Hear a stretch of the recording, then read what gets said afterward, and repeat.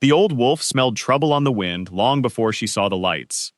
It was 9 winters ago, on a night when the storm came down from the mountains like a wall of white anger. The snow did not fall that night. It attacked. It flew sideways.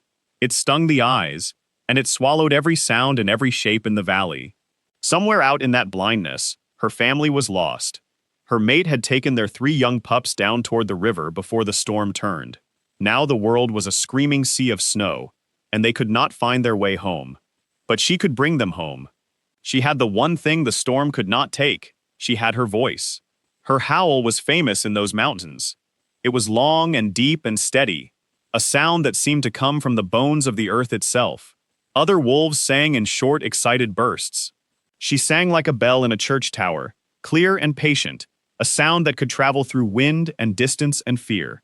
So she climbed the tall rock above the den, planted her paws in the ice, lifted her gray muzzle to the sky, and called her family home. She howled once, and waited. She howled again, and far away, thin as a thread, she heard her mate answer. She howled a third time, and a fourth, standing on that rock like a lighthouse made of fur and courage, guiding them through the dark. One by one, small shapes appeared out of the white. Her mate, coated in ice. Her pups, stumbling, exhausted, but alive. They pressed against her legs, and she felt their hearts beating, and she thought the danger was over. She was wrong. Her voice had carried far that night, farther than she knew. It had rolled down the mountain, across the frozen fields, and into the ears of men. Strange lights appeared at the bottom of the valley, bouncing and swinging through the trees. Engines growled. Dogs barked with a hunger she recognized at once.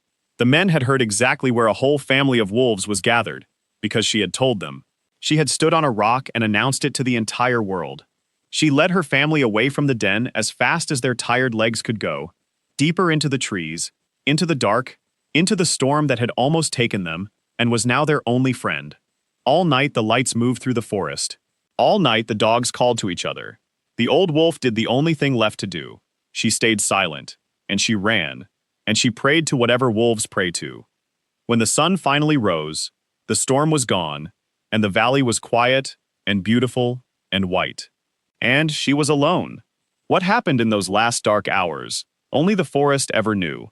She searched for 3 days without eating and without sleeping. She found tracks that ended.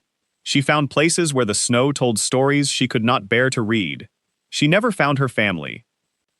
On the 3rd night, the other packs in the far hills began to sing, the way wolves do, calling across the distance to ask who was still out there. It was her time to answer. Her whole life she had answered.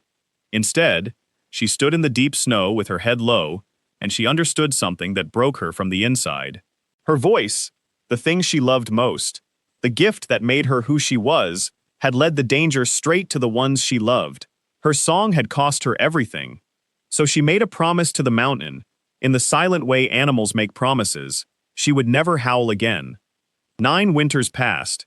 9 springs, 9 summers, 9 autumns, and 9 long white winters. The wolf grew older, gray spread across her muzzle and around her eyes, until her face looked like it was dusted with frost that never melted. She found a new pack, or perhaps it is more true to say, a new pack found her. A scattered group of young wolves, survivors, and wanderers drifted into her territory over the years, and she let them stay. She taught them everything. She showed them how to read the wind, how to cross a frozen river without falling through, how to find the deer trails after fresh snow, and how to wait, always wait, before stepping into open ground. She became the oldest wolf in the valley, and the strangest one, because in 9 years, not a single living creature had heard her make a sound. The young wolves sang almost every night. That is what young wolves do.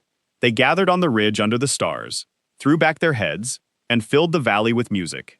And every time, the old gray wolf stood up, turned her back to them, and walked away into the trees alone. The pack learned not to follow her in those moments. Even the boldest young male, a big black-shouldered wolf, who led most of the hunts now, lowered his ears when she passed.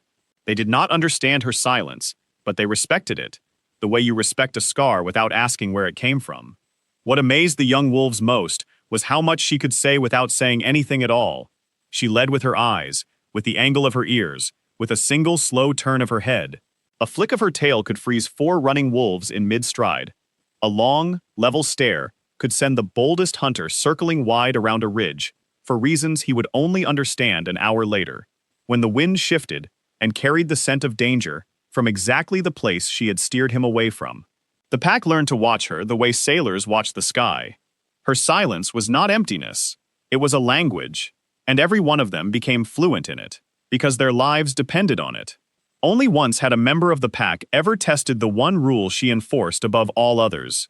Late in the previous autumn, a bold yearling female, all legs and curiosity, had caught the rich smells drifting up from the little farm in the valley, the warm bread smell, the horse smell, the sweet mystery of it, and had begun slipping down through the fields at dusk to investigate.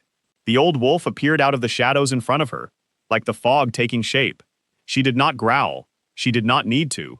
She simply stood across the young one's path, still as carved stone, and looked at her. The yearling flattened to the grass, ears back, and the old wolf held her there with nothing but her eyes, for a long, terrible minute.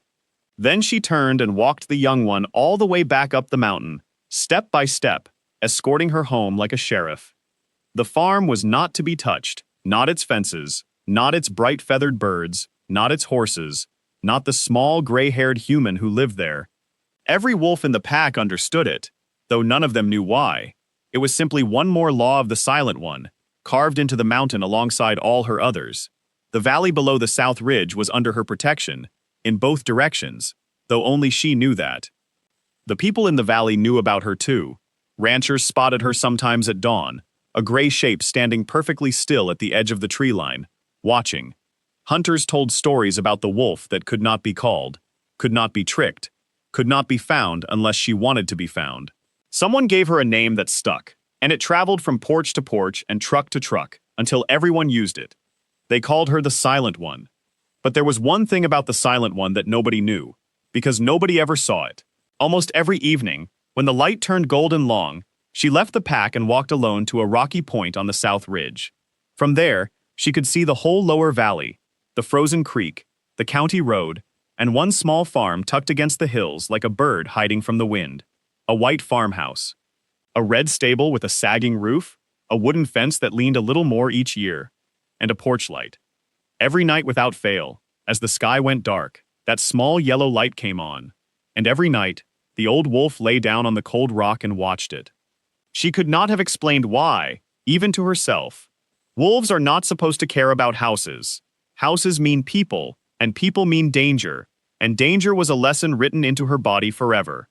But this house was different, and she had learned it slowly, over many hard years. No loud machines ever came from that farm. No dogs were sent into the hills. No one from that house ever walked the tree line with cold metal in their hands.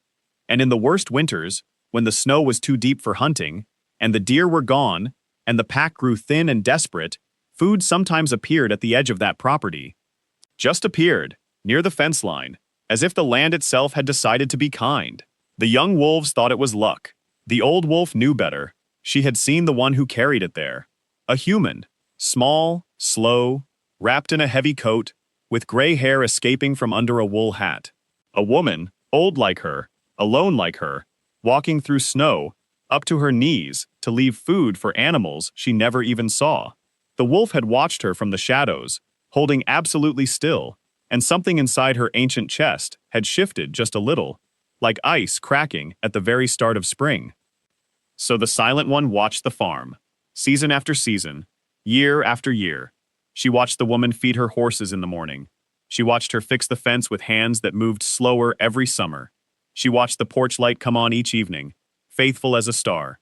The wolf did not love the woman, because wolves do not use that word. But if a wolf can keep watch over something, the way she once kept watch over her sleeping pups, then that is what she did. She never went close, not once in 9 years. Closeness was how you lost things. She had learned that on a rock, in a storm, with her own voice ringing in her ears. What the old wolf did not know, what she could not possibly know, was this. 9 winters ago, on almost the exact same terrible night that she lost her family and her song, something had happened at that little farm below.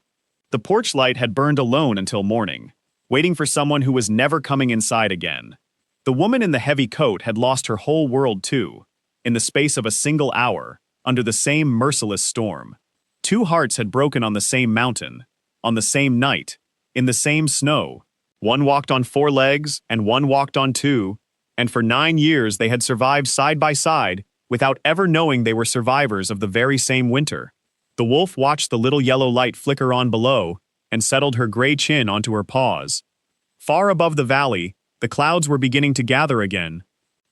Martha Cole was 71 years old, and she had not slept through a full night in 9 years. It always happened the same way. Somewhere around 2 in the morning, her eyes would open in the dark bedroom, and her hand would slide across the cold, empty half of the bed. And for one cruel half-second, she would forget. Then she would remember, the way she remembered every night, and she would get up, put on the kettle, and sit by the kitchen window until the sky turned pale over the eastern ridge. 9 years ago, her husband John had climbed onto the stable roof to push off the heavy snow before it could crush the beams. He had done it 100 times in 43 years of marriage.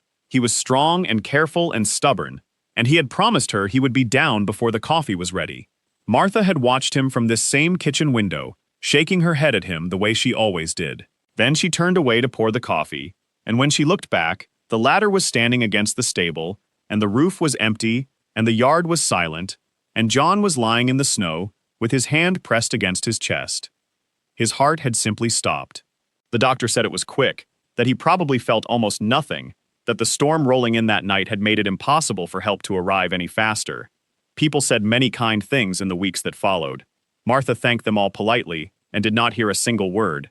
The storm arrived a few hours after they took John away, and it howled around the house until dawn, and Martha sat alone at the kitchen table with 2 cups of coffee going cold, because her hands had made 2 out of habit, and she could not bring herself to pour the second one out. That was the winter the whole valley talked about, the worst one in memory, the same winter, though Martha would not learn this for many years, that a gray wolf somewhere up on the mountain went silent forever. Everyone expected Martha to sell the farm. Her son lived 4 states away with his own family and his own busy life, and he begged her on the phone every Sunday to come stay with them. The neighbors expected it too. A widow past 70, alone on a horse farm at the end of a long dirt road, with winters like these, it was only sensible to sell. A man named Mr. Grant certainly thought so. He owned half the new buildings in town, and he had plans for the valley that involved words like development and opportunity. Twice a year, every year, his shiny black truck came crawling up Martha's driveway, and he stepped out in boots that had never touched mud, and he offered her more money than she had ever seen. And twice a year, every year, Martha listened with perfect politeness, offered him coffee that he never accepted, and told him no. "This is John's land," she would say. "He is still here. I am not leaving him alone with a parking lot." Mr. Grant would smile the way people smile at the very old, and drive away, and Martha would go back to work, because there was always work. She fed the horses and mended the fences and split the firewood, even though her hands ached now, and her back complained on cold mornings. One by one, over the years, the horses grew old and passed on, or were sold to good families she inspected as carefully as a general inspecting troops, until finally, only one horse remained, Belle. Belle was a gentle brown mare with a white star on her forehead, and she had been John's favorite. He used to talk to her while he worked, long rambling conversations about the weather and the fences and the price of hay, and Belle would flick her ears as if she understood every word. In his last autumn, John had made arrangements he was very proud of. Belle would have a foal, the first one born on the farm in years. "It is a new beginning, Martha," he had said, standing at the pasture fence with his thumbs hooked in his pockets. "This place needs young legs running around again." He never got to see it. That first foal came in the spring after his death, a strong little colt that Martha raised with tears on her face, and eventually sold to a family with 3 delighted children. But she kept Belle, and every few years, when the loneliness pressed too hard against the walls of the house, she let Belle have another foal, because it was the one promise of John's that she could keep making come true. Now Martha was 71, and Belle was no longer young either, and this pregnancy had worried the veterinarian from the very start. Dr. Allen Brooks was a careful man who drove a mud-covered truck and never sweetened bad news. "She is older than I would like," he told Martha in the autumn, resting his hand on Belle's round side, "and the timing is poor. This foal is coming in the deep winter, the hardest month of the year. I want you to call me the moment anything begins. Day or night, Martha. Do not try to be brave. Martha had promised, but promises about weather are easy to make in autumn, when the hills are gold and the air is soft. Winter has its own opinions. There was one more thing about Martha Cole that the whole valley knew, and most of the valley thought was crazy. She did not allow hunting on her land, not 1 acre of it, not 1 day of the year. Her property ran all the way up to the tree line, where the wild country began, and every season, men came to her gate with polite words and out-of-state license plates, asking permission to walk her fields toward the forest. Martha met every single one at the gate, small and gray-haired and absolutely immovable, and sent every single one away. The animals have little enough, she would say. They will have peace on my land, at least. Some people rolled their eyes at her. A few got angry. One man had shouted at her from his truck window, calling her a foolish old woman who would change her mind the day the wolves came down for her horse.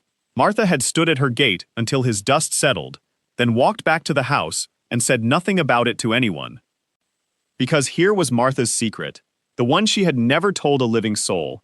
In the hardest winters, when the radio spoke of record cold, and she could see the deer growing thin and desperate along the fence line, Martha did something no sensible rancher would ever do. She would load the old sled with whatever she could spare, scraps and bones from the butcher in town, sometimes a portion of her own freezer, and she would drag it through knee-deep snow all the way to the edge of the trees, and leave it there for whoever needed it. She had seen the tracks that came afterward. Coyote tracks, fox tracks, and sometimes tracks much larger, in long, purposeful lines, the kind that made her neighbors reach for the phone and shout for the county. Wolf tracks. Martha would stand over them in the gray morning light, an old woman alone at the edge of the wilderness, and feel something that was not fear at all. It felt strangely like company. Everything up there is just trying to get through the winter, she told Belle once, rushing her in the warm stable, while snow tapped the windows. Same as us, girl. Same as us. She did not know that on many evenings, a pair of golden eyes watched her porch light from the south ridge. She did not know that the food she dragged to the tree line had, in the worst weeks, kept an entire wolf pack alive. She only knew that being kind to the mountain made the mountain feel less empty, and after 9 years of eating breakfast across from John's empty chair, Martha Cole needed the world to feel less empty any way she could manage.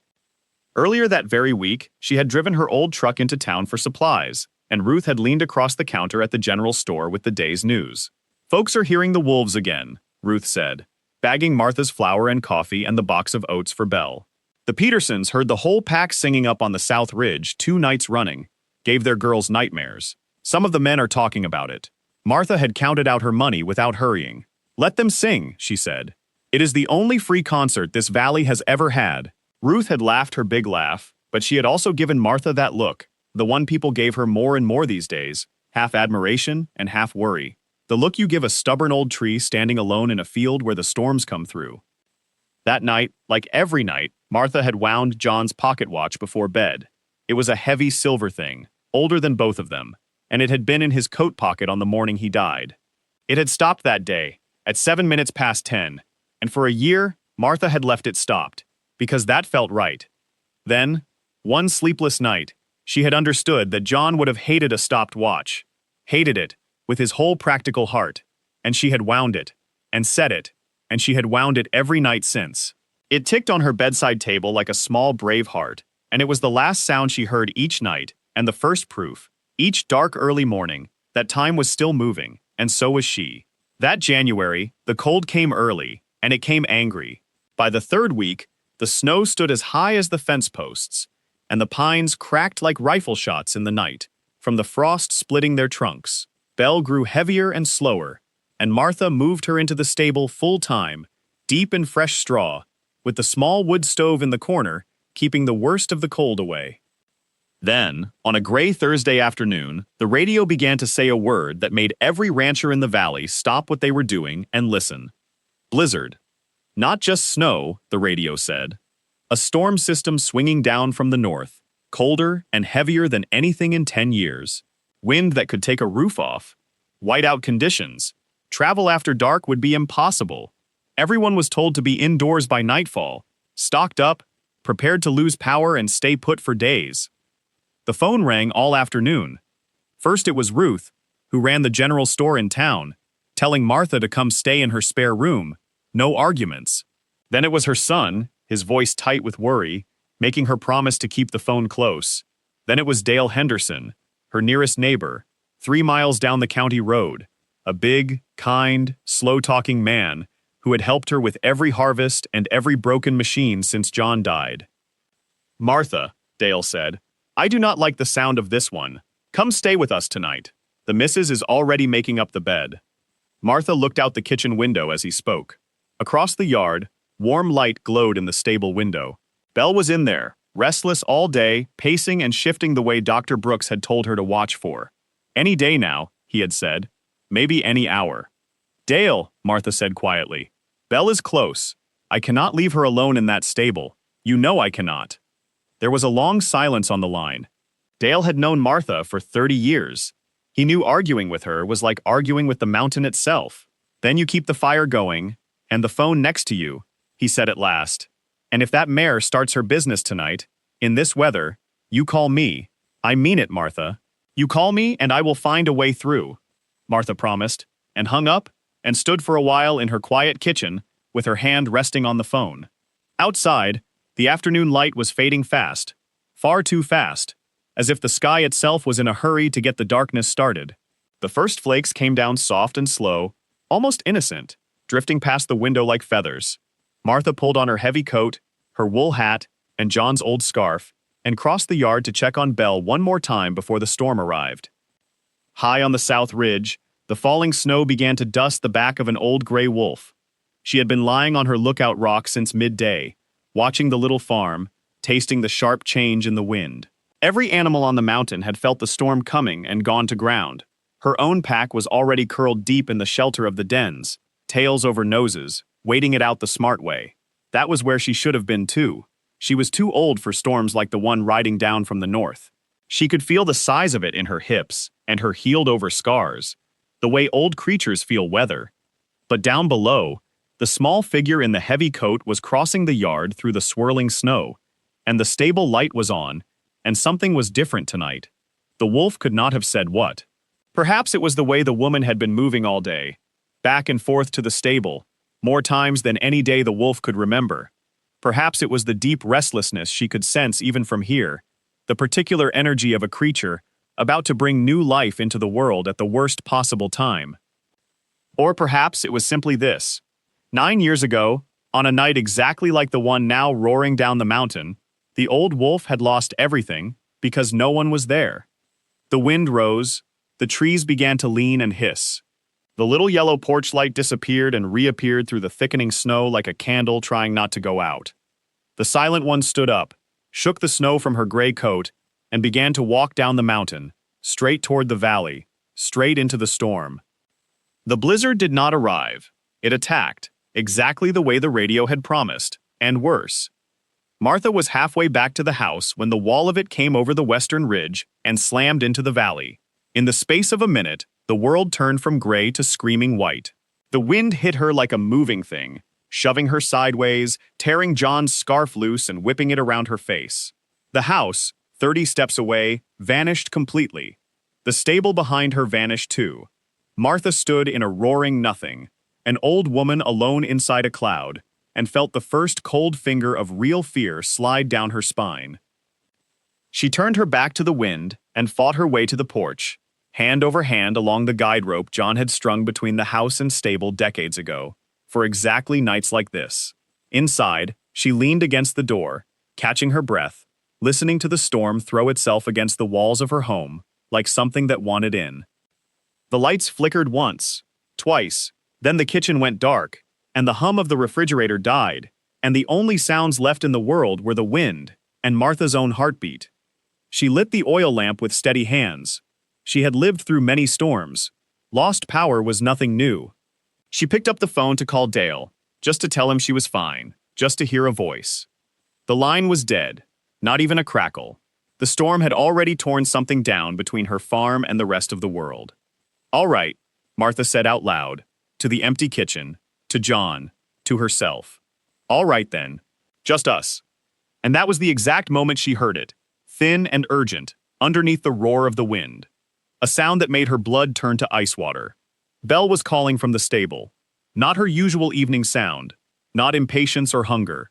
This was high and strained and frightened. Over and over, the sound of a creature in trouble. The foal was coming. Tonight. Now. In the middle of the worst storm in 10 years.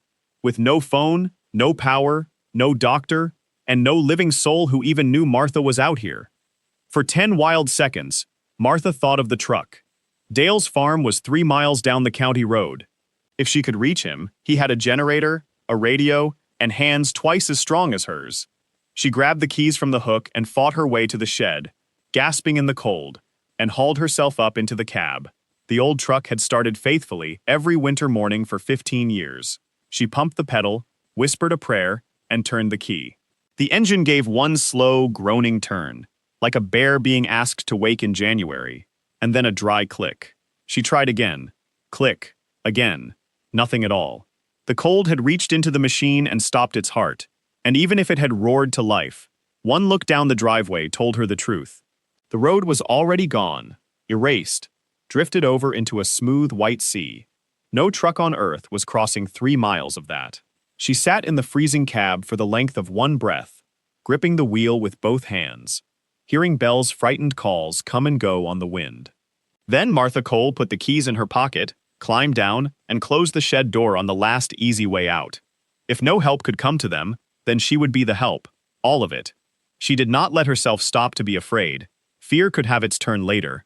She moved through the dark house, grabbing everything her hands already knew to find. Clean towels, a stack of them, the oil lamp, the box of matches, the old iron kettle, rope, scissors, the bottle of iodine from the cabinet, the thick wool blankets from the cedar chest. She loaded it all onto the sled by the back door, tied down the pile, and stepped out into the storm. The 30 steps to the stable took her 5 minutes, and everything she had.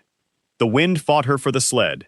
The cold reached through her coat, through her sweater, through her skin, all the way to her bones. Twice the gusts shoved her to her knees, and twice she got up, because there was no one else to get up. Her hand found the stable door at last, and she hauled it open against the wind, dragged the sled through, and pulled the door shut behind her with the last of her breath. The stable wrapped around her, dim and hay-sweet and out of the wind, and there was Belle in the wide birthing stall, circling in the deep straw, her brown sides dark with sweat, her eyes rolling white with fear and pain. "Easy, girl," Martha said, stripping off her frozen gloves. "Easy now. I am here. Nobody is alone tonight."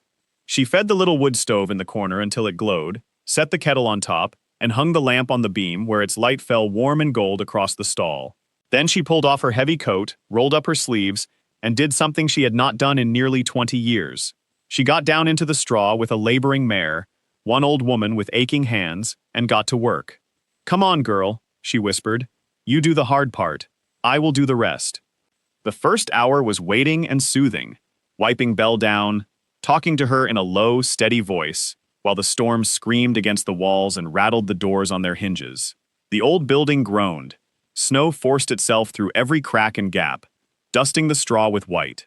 But the stove pushed back the cold, and the lamp held back the dark, and Martha kept her voice calm, even when the wind rose to a pitch she had never heard in 50 years on this land. Then Belle went down into the straw with a heavy groan, and everything truly began. Martha knew at once that something was wrong.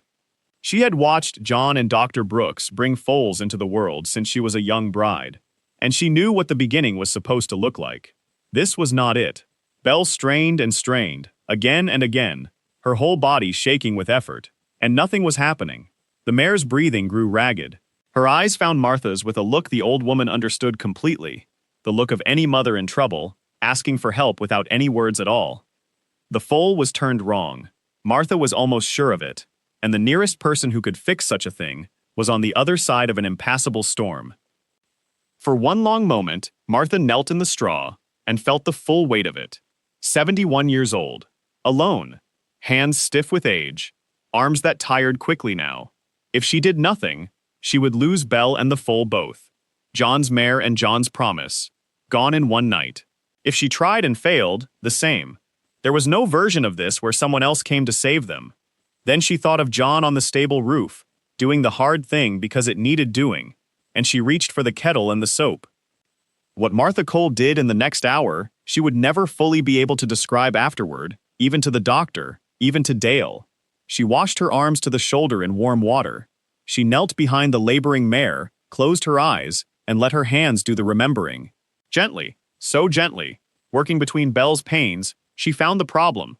One small foreleg folded back where it should have been, reaching forward. She talked the whole time. To Belle, to the foal, to John, a river of soft words she was not even hearing herself say. Her shoulders burned. Her arthritic fingers screamed at her. Sweat ran down her back, even as the storm rattled snow through the cracks above her head. Wait. Ease. Guide. Wait again. She worked with the mare, not against her. Two old mothers solving a problem in the deep straw of a lamplit stable, while the world outside tried to tear itself apart. And then, all at once, everything let go.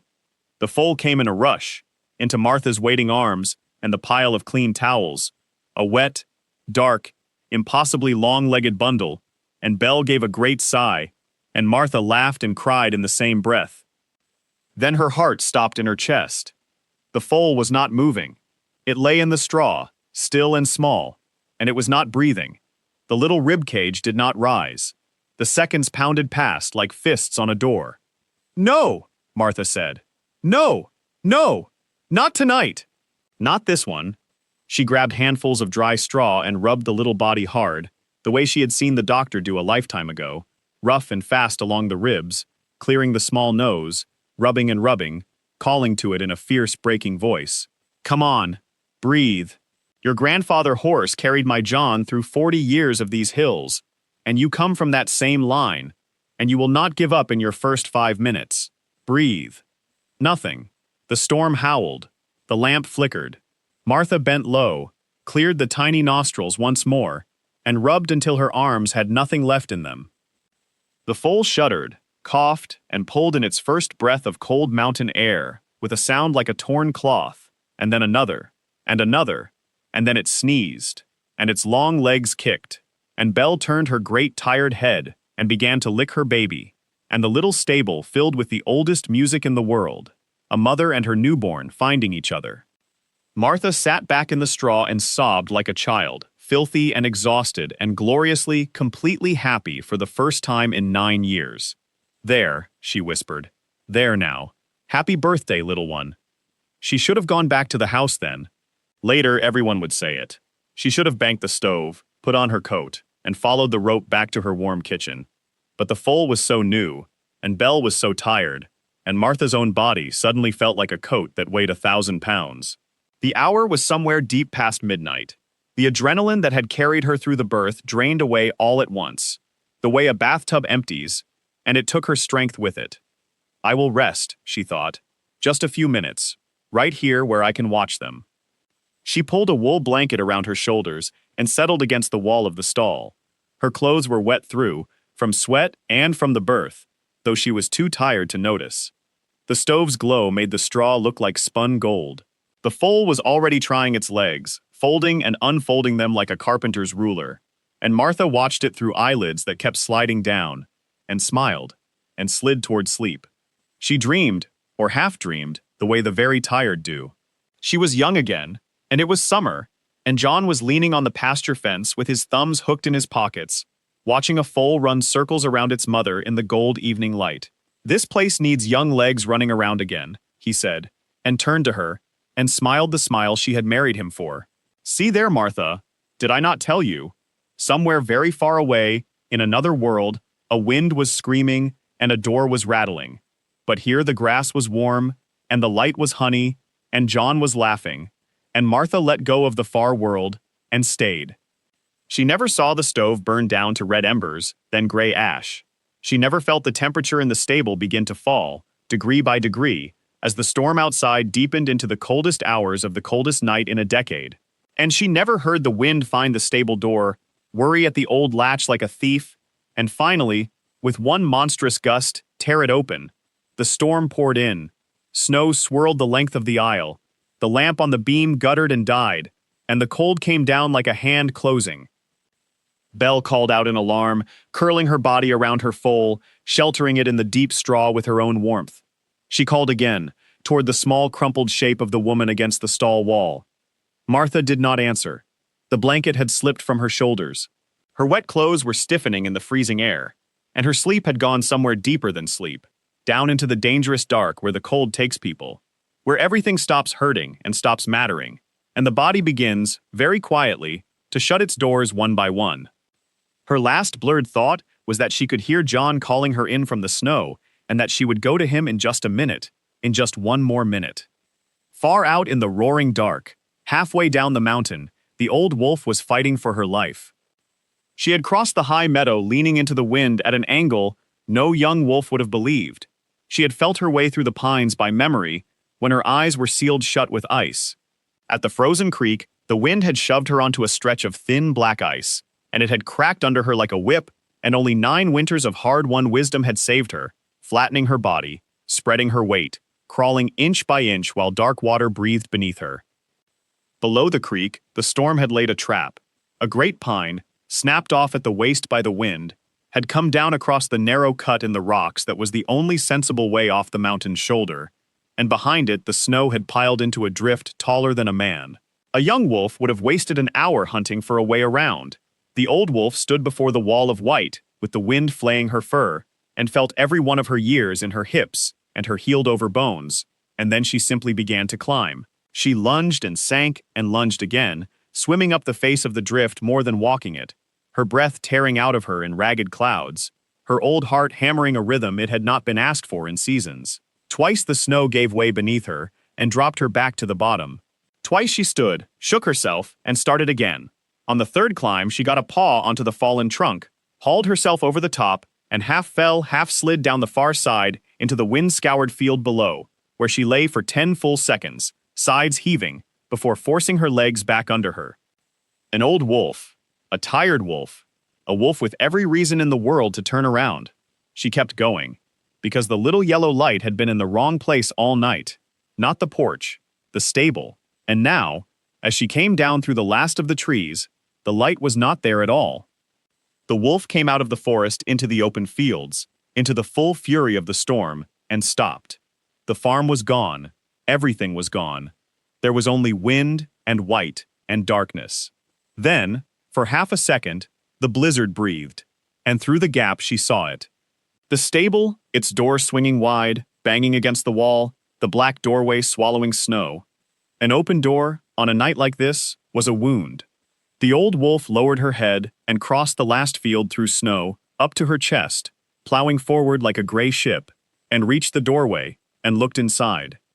Her sharp eyes needed no lamp. She saw the mare in the straw, curled around something small and new. She smelled birth, and smoke gone cold, and under it all, one thing more, a human, the human.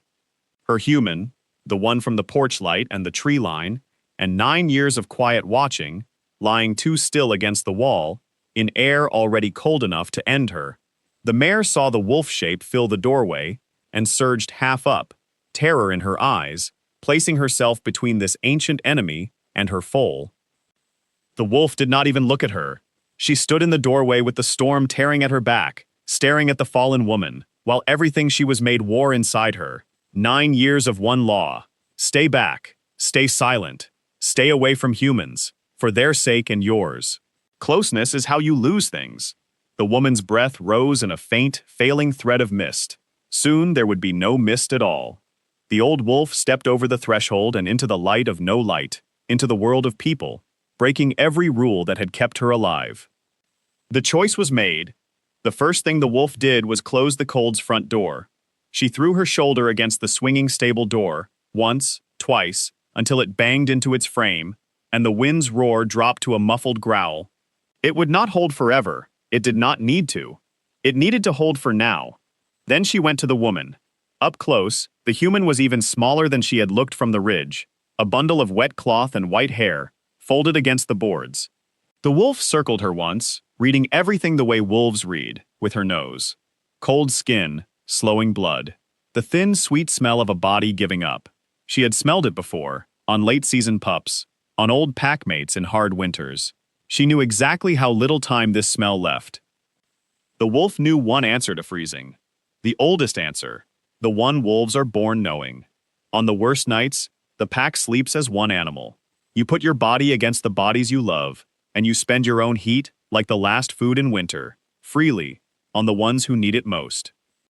So the silent one, who had not touched a living creature with kindness in 9 years, lay down in the straw and pressed the whole length of her body against a freezing human woman. She curled around her the way she had once curled around her pups. She pushed her thick gray coat against the woman's back and neck. She laid her heavy tail over the small blue hands. She put her warm muzzle against the woman's cheek and breathed on her, slow, warm breaths, again and again. Across the stall, the mare stared, every muscle rigid, ready to fight this impossible thing that was happening. But wolves speak with their bodies far more than their voices, and everything in the old wolf's body said one single word: peace. After a long moment, the mare lowered herself back around her foal, and the four of them lay in the dark stable together, 3 prey animals and a predator, wrapped in one strange truce while the storm raged on. At some point in that long vigil, the newborn foal did what newborns of every kind do, which is exactly the thing no sensible creature would. It untangled its stilt legs, wobbled upright, and came teetering across the straw, drawn by pure curiosity toward the largest, warmest, most forbidden thing in the room. The mare surged in alarm. The wolf turned her frost-gray face, and the foal froze, nose to nose with the oldest predator on the mountain, its whole young life balanced on one breath. The wolf regarded it for a moment, this brand-new creature only hours into the world, born on the very night she had come back into it. Then she reached out, touched her nose once, softly, to the foal's velvet muzzle, and gently, firmly, nudged it back toward its mother, the way she had steered 10,000 pups toward safety in her long life. The foal folded down against Belle's side, and peace settled again. Slowly, the wolf's warmth worked. The woman's shivering, which had stopped, started again, and the wolf knew enough to know that shivering was the body still fighting. A thin sound escaped the human, half a word. The wolf licked her cold cheek, roughly, the way she would rouse a pup that slept too deep. Wake, stay, fight. But the woman did not wake. Her breathing steadied a little against the wolf's warmth, but she stayed down in the dark, too deep, too cold, too tired from her long night and her long 9 years. And the wolf, pressed against her, listening to the small stubborn heart with her sharp ears, understood the terrible arithmetic of the night. Her warmth was slowing the cold. It was not defeating it. The woman needed her own kind. She needed shelter and heat and hands. She needed help that a wolf could not give. And no human on earth knew she was here. The wolf lifted her head in the dark stable and looked at the door. Beyond it lay the storm, the buried road, the black valley. Somewhere out there, far down the county road, lived other humans, in houses sealed tight against the night, deaf inside the wind. There was no way to reach them, no way to lead them, no way to tell them. Except one. The old wolf went very still. The thought stood in front of her like a wall she had built with her own paws, stone by stone, for 9 years. Her voice had led death to her family. Her voice was a curse. Her voice was a door she had nailed shut and sworn before the mountain never to open again. Silence was her law, her punishment, her safety, herself. Silence was who she was. Against her side, the woman's breath fluttered like a moth. This woman, who fed the hungry mountain in secret, who turned the hunters from her gate, whose porch light had burned for 9 years like a small answer to the dark, and whose kindness had, in the hardest weeks, kept the wolf's own young pack alive. She was going out like that light, quietly, alone, with no one to see. Once, 9 winters ago, no one had come when it mattered. The wolf had lived every day since inside that silence. Not this time. The silent one rose. She tucked the wool blanket closer around the woman with her nose and teeth, pulling it over the small shoulders as best as teeth can.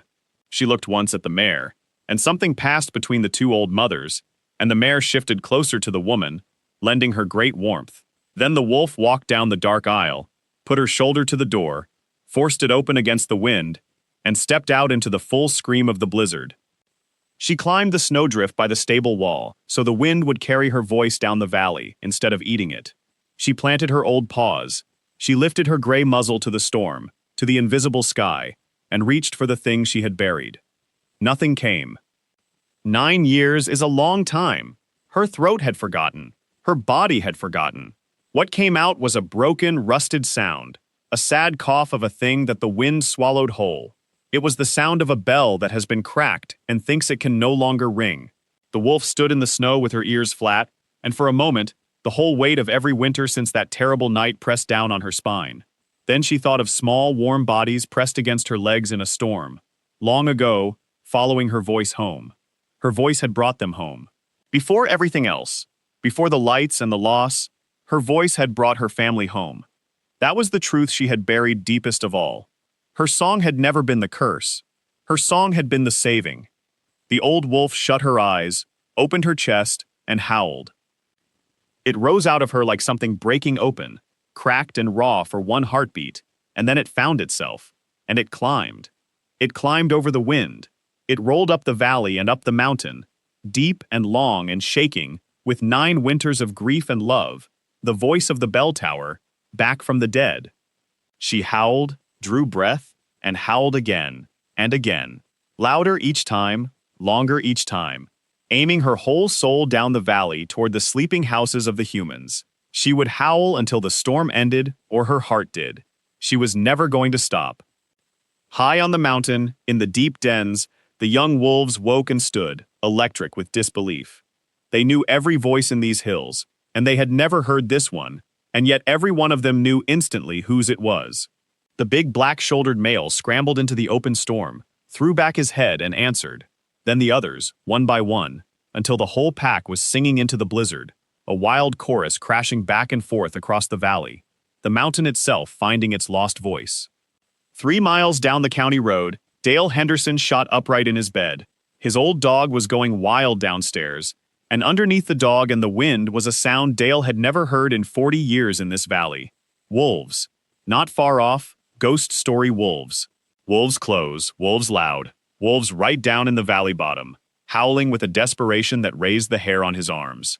He stood at the window in the dark, and his wife said, "Dale? What on earth?" And Dale said the only thing that his gut was screaming. "That is coming from Martha's place." He was dressed in 2 minutes. His wife begged him to wait for daylight, and he kissed her, and told her that if he waited for daylight, he had a feeling daylight would be too late. The truck was useless in this. He pulled the tarp off the old snowmobile, filled the tank with shaking hands, strapped on the emergency sled with the blankets and the first aid box, and pointed the machine into a night no sane man would enter. The ride was 3 miles of chaos.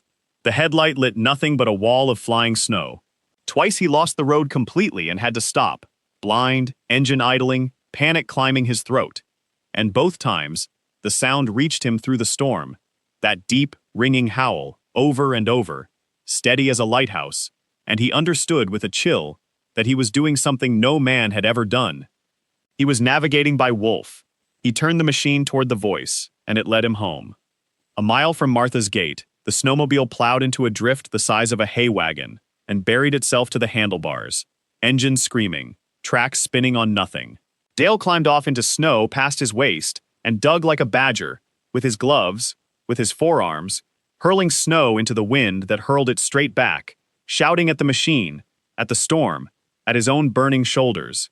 The cold found the gaps in his collar and his cuffs and began its patient work on him too, and a small reasonable voice in his head suggested that a man his age, alone, in this, was one mistake away from becoming a second emergency. Then the howl came again, long and unbroken, closer now, almost directly ahead, and there was something in it that Dale would spend the rest of his life failing to put into words. It did not sound like an animal in the dark. It sounded like someone holding a door open and refusing to let it close.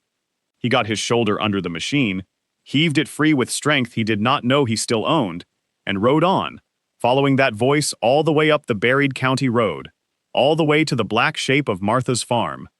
The headlight swept the yard and found the stable door standing open.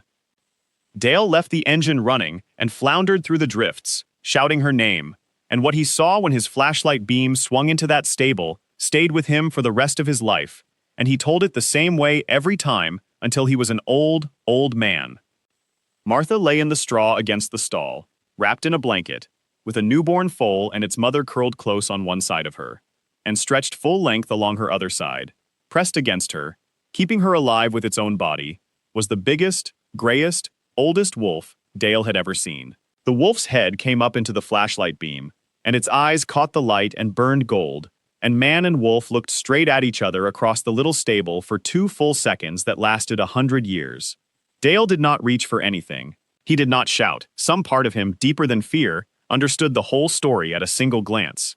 "Thank you," Dale said, out loud, to a wolf. The silent one rose from Martha's side, silent again now, her work done. She crossed the stable without hurry, passed within 6 feet of the frozen, breathless man, slipped through the doorway, and melted into the storm like gray smoke. Gone so completely that Dale would later wonder, every time he told it, whether the wind had simply invented her. Then Martha made a small sound, and Dale was on his knees in the straw, and there was no more time for wonder. Her skin was cold as a cellar wall, but she was breathing, and when he chafed her hands and called her name, her eyes dragged half open. He wrapped her in every blanket he had, banked the stove back to life, secured the door, and made the hardest choice of his life, gambling that moving her carefully was better than waiting for a rescue that might be days away. He bundled her into the emergency sled like a china cup and drove her back down his own tracks through the dying edge of the storm, toward the highway, where the snowplows ran all night, where his CB radio could finally catch a signal, shouting into the crackling dark for help, for the hospital, for anyone. The ambulance met them at the crossroads in the first gray hint of dawn. As the medics took her, Martha's eyes opened once, and her cracked lips moved, and Dale bent close to hear. "The wolf," Martha whispered. "Tell them." "The wolf stayed with me." They closed the doors and took her, sirens spinning red across the snow. Dale Henderson stood alone at the crossroads in the settling silence, holding his hat, covered in frost from head to boot. Caught in the wool of Martha's blanket, he had seen them, and said nothing yet. Long, coarse hairs, silver and gray. Behind him, far up the white mountain, one long, deep howl rolled down through the morning air, and then the valley was still. Dr. Mary Lewis had run the county hospital's emergency room for 22 years, and she thought she had seen everything the mountain could do to a human body. Then they wheeled in Martha Cole. The numbers made no sense to her. A 71-year-old woman, soaked to the skin, in an unheated building, through the coldest night in a decade. By every chart and every year of her training, this patient should not have survived until midnight, let alone until dawn. Yet here she was, dangerously cold but alive, her stubborn heart still keeping its slow, steady time. Dr. Lewis worked on her through the morning, warming her by careful degrees, and she kept coming back to the puzzle of it. It was as if, she said later, someone had wrapped the woman in a living electric blanket for the worst hours of the night. When Martha was finally stable and sleeping, the nurses cleaned her up and gathered her frozen clothes, and one of them, a young man named Peter, brought something to the doctor with a strange look on his face. He held out his hand. Silver gray hairs, long and coarse, dozens of them, pressed and frozen into the wool of Martha's sweater and her blanket. Not human, not horse. Dr. Lewis, who had grown up in these mountains, turned them over in the light for a long time and said nothing at all. Then Dale Henderson, still in his snow-crusted coat, thawing out in the waiting room with a paper cup of coffee, told them what he had seen in the stable. Martha woke fully on the second day, in a warm room full of winter sunlight, with tubes in her arm, and Dale asleep in the corner chair with his hat over his face. Her first words were not about herself. "Belle," she rasped, and Dale came awake like a soldier. The foal.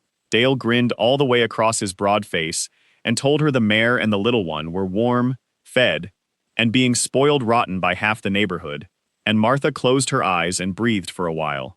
Then she opened them again and asked the other question, the careful one, the one she was half afraid had been a dream, and Dale pulled his chair close and told her, quietly, everything he had seen, and the two of them sat with it in silence, because some things shrink if you talk about them too loudly. That evening she called her son, and he cried on the phone, angry and relieved and 800 miles too far away, and began again with the speech about coming to live with his family where it was safe. Martha let him finish every word of it. Then she said, gently, "Son, 3 nights ago I froze nearly to death, and the mountain itself climbed down to hold me. I have never in my life been anywhere safer. I am staying home." By that evening, half the county had heard some version of it. By the end of the week, all of it had.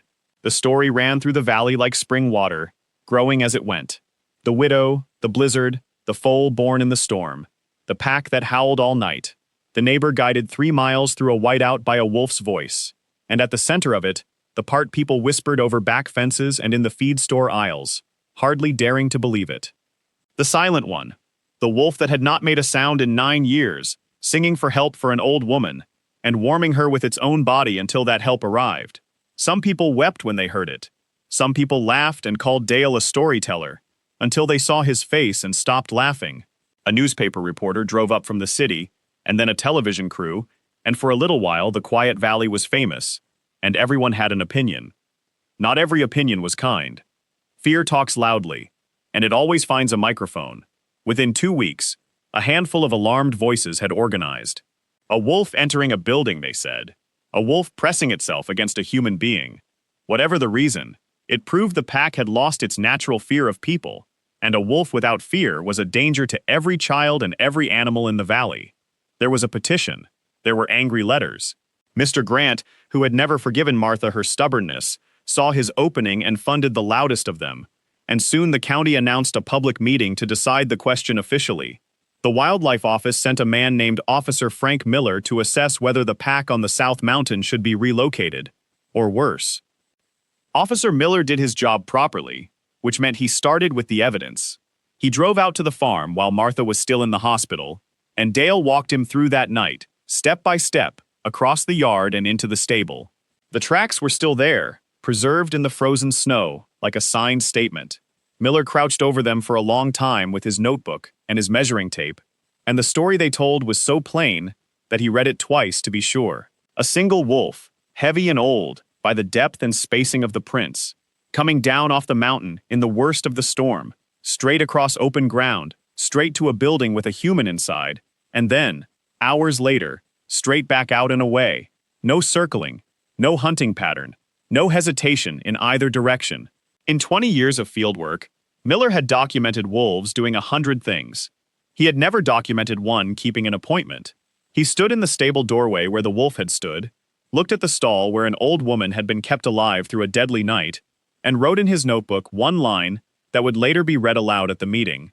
Behavior consistent with deliberate assistance, cause unknown to science. Martha heard about all of it from her hospital bed, and the nurses said afterward that they had never seen a patient recover out of pure anger before. The meeting was held on a cold Tuesday night in the town hall, and it was so full they had to prop the doors open. Officer Miller spoke first, a careful, fair-minded man with a folder of facts. Then the frightened voices had their turn, and they painted their pictures of teeth in the dark, and heads in the crowd began to nod, because fear is catching, especially in winter. Then the doors at the back opened, and the room went silent. Martha Cole came down the center aisle, released from the hospital that very afternoon, thin and pale, leaning on Dale Henderson's arm on one side and a cane on the other. She had not spoken in public since John's funeral 9 years before. She reached the front, turned to face her neighbors, and stood as straight as her mended body would let her. "You all know me," Martha said. Her voice was quiet, and the room leaned in to hear it. "You knew my John. I have buried my husband in this valley, and I have grown old in it, and I have never once asked it for anything. I am asking now." She told them the whole night, plainly, the way she would report the weather, the storm, the foal, the failing stove, the cold taking her down into the dark, and then the warmth. She told them what it was like to drift back up toward life and feel a heartbeat against her spine that was not human, and to be, for the first time in 9 years, not alone. She told them about the voice in the storm. "That animal owed me nothing," Martha said. "It had every reason ever invented to fear us and hate us, and I promise you it has better reasons than you know. It came anyway. It broke 9 years of silence to call you all out of your warm beds for the sake of one old woman." She looked slowly around the room, at every face. "It found more courage for us than we are finding for it tonight. If this valley answers that with cages and fear, then we did not deserve the rescue." Then Dale stood, hat in his hands, and said in his slow way that he had been led through a blinding storm by that wolf's voice, straight as a rope, and that in his estimation there was not a soul in the room, himself included, with better neighborly instincts. And then, one by one, others stood. Dr. Lewis, holding up a small clear bag of silver-gray hair, and calling it the finest medicine she had encountered in 22 years. Ruth from the general store. Ranchers who had lost the odd calf over the years and stood up anyway. Old Dr. Brooks, who had examined the foal and pronounced it perfect, and near the end, a big weathered rancher named Harold, who ran cattle on the far side of the valley and had never once in his life said a kind word about a wolf, rose slowly to his feet with his hat in his hands. "I have lost stock to the mountain over the years," Harold said, "and I will not pretend otherwise. But I have been thinking on it all week, and here is where I have landed. Any creature that will give up 9 years of hiding to save one of us is asking for a truce. My daddy taught me you never turn down a truce that costs you nothing. I say we take it." He sat down to a silence that was worth more than applause, and Officer Miller, watching from the front, quietly closed his folder. The vote was not even close. By spring, the papers were signed. The South Mountain and the land running down through Martha's farm was declared a protected corridor. No hunting, no trapping, no pursuit. The first of its kind in the county. The locals did not use the official name on the documents. They called it, from the very first day, the Silent One's Land. Martha came home in the first week of the melt, when the creek was running loud and the fields were patched brown and white. Dale had kept the animals fed, and when Martha shuffled into the stable, the foal came bouncing to the stall door on legs that had finally gotten organized, and pressed its soft nose into her hands. It was a colt, dark brown like his mother, with one gray splash across his shoulders, like a dusting of frost. Martha looked at that gray splash for a long moment. "Winter," she said. "Your name is Winter, and a finer birthday no horse ever had." She settled back into her days, but the days were different now. She was slower, and she carried the cane, and she had promised her son and Dr. Lewis a long list of sensible things. But the farm was no longer a lonely outpost at the end of a dirt road. Neighbors found reasons to drop by. Children begged their parents to drive past the famous stable. Ruth put a photograph of Martha and Winter up behind the register at the store. And every evening, without fail, Martha did 2 things. She turned on the porch light, and she walked to the stable and left its door open, just a hand's width, just enough. For a while, nothing came. Spring filled the valley, the aspens leafed out, and the mountain kept its secrets. Then, one soft evening in early summer, as Martha sat on the porch with her tea, a shape came out of the tree line at the top of her pasture and sat down in the tall grass. Gray as wood smoke, frost-faced, still as a stone, Martha slowly lowered her cup. "Well," she said softly, across the distance, "there you are." The wolf did not come closer. She never would, not in all the seasons that followed. Closeness was still not her way, and Martha, who understood better than anyone alive, never once tried to change it. But as the light went purple over the ridge, the old wolf raised her muzzle and sang, long, risgang, low, and unhurried, a sound with no fear in it at all. And Martha sat on her porch and listened the way other people sit in church. It became their ritual, unspoken and unbroken. On quiet evenings, sometimes once a week, sometimes more, the gray shape would appear at the tree line, and the song would drift down across the pasture, and Martha would rock in John's old chair and let it wash over her. Winter the colt would run the fence line like a fool when the singing started, and Belle would lift her head, and none of the animals were afraid, because animals know things about voices that people have forgotten. That August, Martha's son came home for the first time in 3 years, and he brought his wife and his 2 children, a boy of 9 and a girl of 6, who had heard the story so many times they could recite it. For a week the old farmhouse was loud, with running feet and slamming doors and the smell of baking, and Martha moved through it all glowing like the stove in January.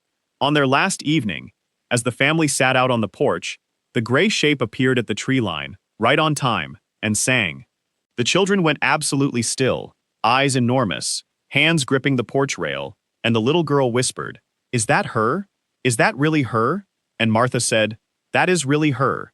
When the song faded, the boy looked up with his grandfather's serious eyes and asked why the wolf sang to them. Martha rocked for a moment, considering, "Because once," she said, "on the worst night of my life, I was not alone, and she is making sure I never forget it." Neither of the children ever did, either. That is how stories like this one survive. The wolf was never silent again. That was the part of the story the valley loved best in the years that followed. Hikers and ranchers began to report it, wondering all along the South Mountain. The old gray wolf, the one from the famous night, out on the high rocks in the evening, with the young ones of her pack gathered around her, teaching them to sing.